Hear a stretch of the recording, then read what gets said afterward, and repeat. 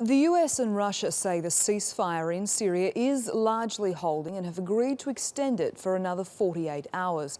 A UK-based monitoring group says that no deaths have been reported since the truce came into effect on Monday.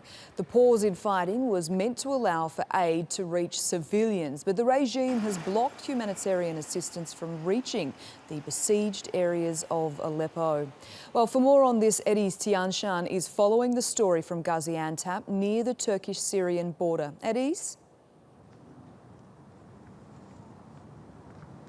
Well, there still hasn't been a breakthrough.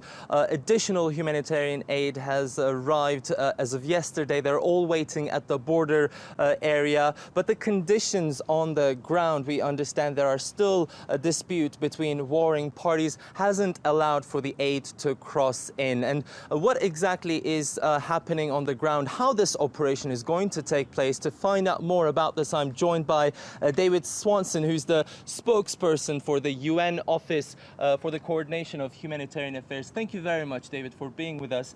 Can we start with the latest development, and that is the extension of the ceasefire today? What is your response to that from a humanitarian perspective? Sure, absolutely. The extension of the ceasefire is obviously a welcome development for us here in southeastern Turkey, because we would like to commence this operation as soon as possible. I need to emphasize, however, that time is of the essence and the clock is ticking, and we would like to proceed as quickly as possible once we get the green light. Mm-hmm.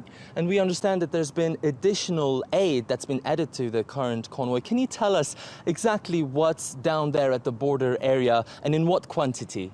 Sure, absolutely. As you're aware, the UN has a detailed operational plan in place to bring assistance in across the border to the people of eastern Aleppo. We currently have, as of today, 40 trucks with food assistance ready to go across along the border area, with food assistance for a total beneficiary level of 80,000 people. And is this all for Aleppo or other areas included? This is for the people of eastern Aleppo. As you're well aware, there are between 250 to 275,000 people in urgent need of humanitarian assistance there. I see. And you've already told me earlier that this is a very complex operation, not only from the security perspective, but also because of the conditions on the ground. Can you elaborate? Sure. In addition to the security conditions on the ground, we also have the road conditions, which are not particularly good. So it's a very, very complex operation to commence with. And we are working closely to make sure this actually goes in a safe and orderly way.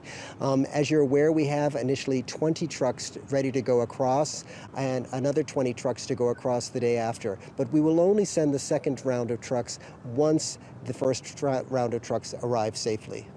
I see. And we understand that it's going to take place in stages, and the food portions, this food aid, might be the first step. Now, if this operation starts and continues successfully, do you plan to contribute with additional aid into Syria? Yes, this is a phased approach, initially with food assistance only. Once we successfully bring food assistance in, we're going to begin bringing in multi-sectoral assistance of other sorts, including medical assistance.